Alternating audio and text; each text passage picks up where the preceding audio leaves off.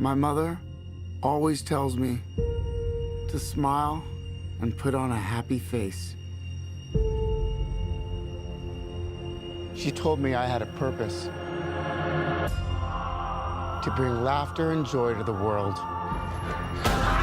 Hey, stop them!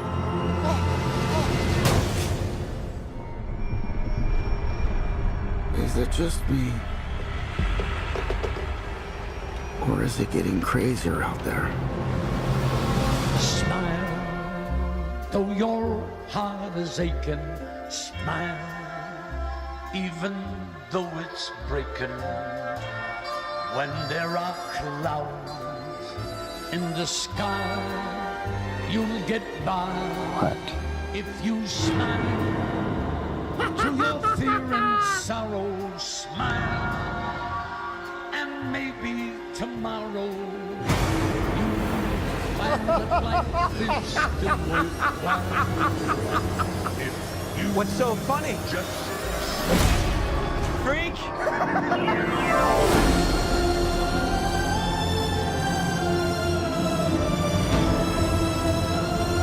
Gotham has lost its way.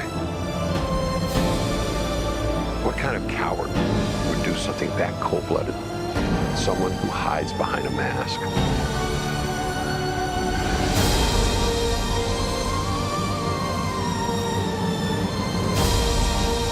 I used to think that my life was a tragedy.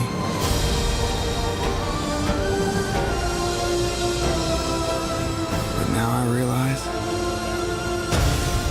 it's a comedy.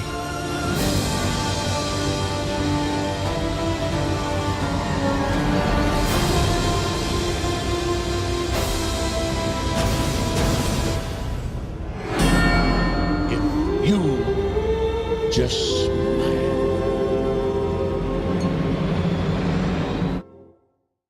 Hi everyone, it's Charlie. Put on a happy face because we got to break down this new Joker trailer. So it actually looks pretty fantastic. We didn't really know what to expect of it when we saw the footage a little while ago. Even when they announced it, it sounded a little confusing. But now seeing all the references and the influences, it actually totally makes sense. So you probably recognize a lot of familiar things during this, especially Robert De Niro. The film is largely inspired by the 1928 film The Man Who Laughs, which that film also inspired a lot of the look and feel of the Joker character in the comics when Bill Finger, Bob Kane, and Jerry Robinson first created the character. There's also a lot of influence from Charlie Chaplin's Modern Times and Martin Scorsese's King of Comedy. You even see Robert De Niro in a very on-the-nose role during the film. So we'll break all these Easter eggs down. There's a new round of the IMAX ticket giveaway. All you have to do to enter is be a subscriber and leave your favorite Joker moment from the comics or the movies on the video. Why so serious? Put on a happy face. Every reference to every version of the Joker that you've ever seen before. Wait till they get a load of me. Even though Jack Nicholson's version of the Joker is a bit of a departure from the comics himself,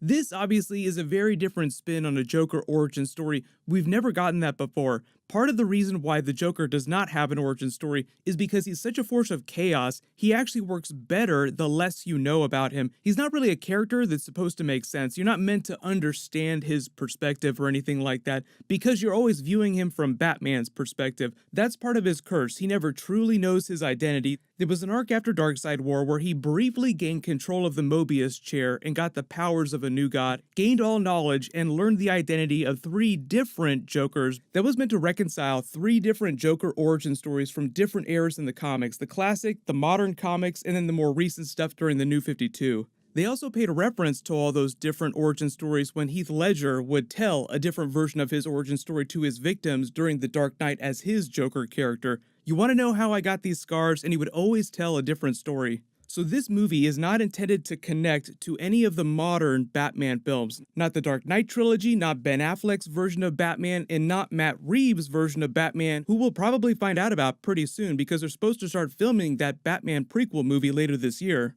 Think of this like DC Black Label in the comics, just like a really hardcore, really cool story that sort of exists in its own level of continuity. The trailer doesn't really give you a sense for it, but I believe it's also supposed to be R-rated. The trailer opens up on a very 1970s era looking Gotham, just like the clothes people are wearing, all the television, the technology, the cars. Just seems like it's taking place around the same time that Martin Scorsese did his movie King of Comedy. So the Joker's real name is Arthur Letts. He starts by talking to his therapist here. I'm assuming that this might be an Arkham hospital where he's going to visit her, where he gets his medicine from. Fun fact, this person who seems like he's buzzing him into the hospital here is Brian Tyree Henry, who played Miles Morales' dad in Spider-Man Into the Spider-Verse. You'll recognize his voice once you hear him speak in the movie. You can see that he's suffering from mental illness, he's writing about it in his journal there, but he's also caring for his mother, who also seems like she's suffering from mental illness as well. So Todd Phillips said that when he was trying to explain the movie to the marketing department at Warner Brothers, like, okay, we need a pitch to sell this movie, he said that all I could tell them is that it's a tragedy. So you sort of see the world around him in Gotham erupting into chaos and him trying to reconcile that in his brain until he comes to the very Joker-like conclusion that he should just laugh at everything, it's all meaningless, and it's sort of like the chaotic ideology that he has in the more modern incarnations of the character once he's taken the mantle.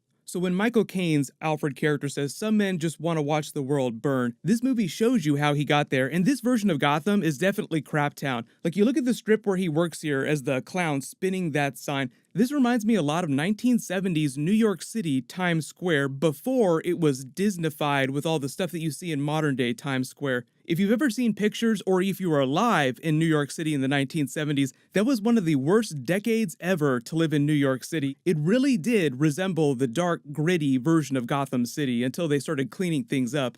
But you see Arthur talking to his therapist, then he tells the story, my mother tells me to put on a happy face. You see him bathing his mother, trying to get up in the morning, getting very upset about how people demonize mental illness, writing about it in his journal here. So he does seem very sympathetic early in the trailer because those kids steal a sign, then he chases after them, they smash it in his face. You see him at the donut shop with Zazie Beetz. She's playing Sophie Dumond, who I believe is meant to be his friend or his girlfriend during the movie. He goes to Arkham Hospital to get his medicine. Like I said, this is Brian Tyree Henry from Spider-Man Into the Spider-Verse. You see him at the comedy club, Pogo's. Pogo is actually a political satire comic book strip that goes back to 1913. So there's a lot of references baked into here to the world of comedy and a lot of special movie references that I'll explain as we go along. Joaquin Phoenix gives off that crazy forced laugh, like he hasn't become the Joker yet, but it seems like in this moment he's trying to force himself to laugh, like he's kind of trying to make sense of things before they completely descend into chaos. But I think that Mark Maron, who's playing a character in the film, is the announcer at this comedy club, even though we don't see him in any of this footage. You see him at his job in the morning, putting his clown makeup on, forcing himself to laugh, pulling his lips into a very Joker-like smile, looking like he's slowly starting to break down. He seems like he's hit rock bottom when he's on the subway laughing, like this is him before he's become the Joker still. He's sort of laughing and crying at the same time, like laughing because he's so upset. Then the drunk douchebags punch him out, he exits in the alleyway and starts running through. It's hard to tell when some of these scenes are happening sequentially during the film, but probably not one right after the other. Him here in this bathroom in his clown makeup seems like when he's sort of reached his zenith, like he really is starting to go crazy. But you hear them play that song, Smile, during the trailer while all this is happening, Put on a Happy Face. That's actually a song written by Charlie Chaplin for his movie Modern Times, like you see him at the theater here where Modern Times is playing. The song was never actually sung during that movie. It was re-recorded by several different people, so you probably heard at least some version of the song. But Modern Times itself was Charlie Chaplin's commentary on the terrible living conditions of the poor during the Great Depression. Obviously, a lot of this Joker movie is commentary on how society treats mental illness in the poor. You start to hear the voiceover from Thomas Wayne, played by Brent Cullen, on that news broadcast, railing against a criminal wearing a mask. He's obviously talking about the Joker during this, wearing a clown mask on top of his Joker makeup on this subway here. It's probably when he perpetrates one of his first crimes after he's officially taken the mantle. The IMDb does not list who this cop actor is playing. He could be Detective Gordon, he could be Bullock. It's just usually the reason why they don't tell you who notable characters are playing, or because they're really big comic book people. Then you get the scene at Wayne Manor of the Joker interacting with a young Bruce Wayne through the bars. So even though the Joker is obviously the villain of the Batman comics, he's the protagonist of the Joker movie. The big twist is that the antagonist of the Joker movie, I believe, is meant to be Thomas Wayne, even though we know Thomas Wayne as this really benevolent father. It's just in this portrayal, from the Joker's perspective, he is the enemy. Clearly the Joker's a little obsessed with Thomas Wayne, that's why he seeks him out at his mansion, but finds his young son Bruce Wayne on the grounds, providing you with a nice common point of origin for those two characters. So it also gives gives you an idea for the differences in their ages, because the Joker in the comics is meant to be quite a bit older than Bruce Wayne. I don't know if we're going to see the origin story in Crime Alley, if we're going to watch Thomas Wayne and Martha Wayne die during this. In the comics, it was Joe Chill that wound up killing the Waynes, but in the Michael Keaton version of the Batman origin story, it was Jack Nicholson's Joker before he became the Joker that killed his parents. I don't know what kind of a moment they're going to try and end this movie on. Obviously, they want to go out with a bang, so it's probably going to be some really notable Batman comic book reference.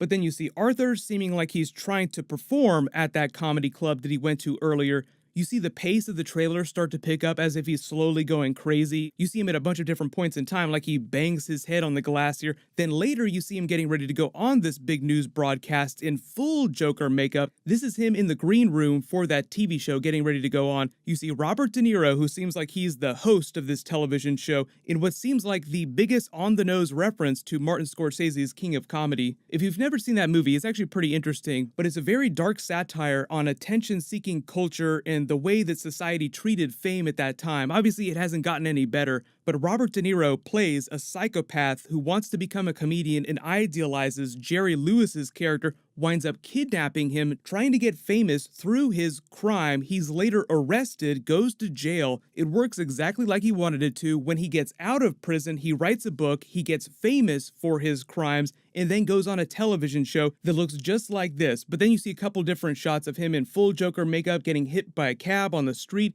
You see him putting on his full Joker makeup, dyeing his hair green, walking out of the apartment like a badass, just dancing down the steps that you earlier saw him walking up in the trailer. So it seems like a very clever take on a version of his origin story, but I would treat it like that, just another version of his origin story. So like you have the 3 different Jokers in the comics. You have the slightly different Jack Nicholson version of the origin story. You have Heath Ledger's Joker. You now have Joaquin Phoenix's version of the Joker. And I think he's great at playing these creepy types of characters. So he is some A+ casting. But let me know in the comments if you spotted any other Batman comic book references or references to other films in the movie.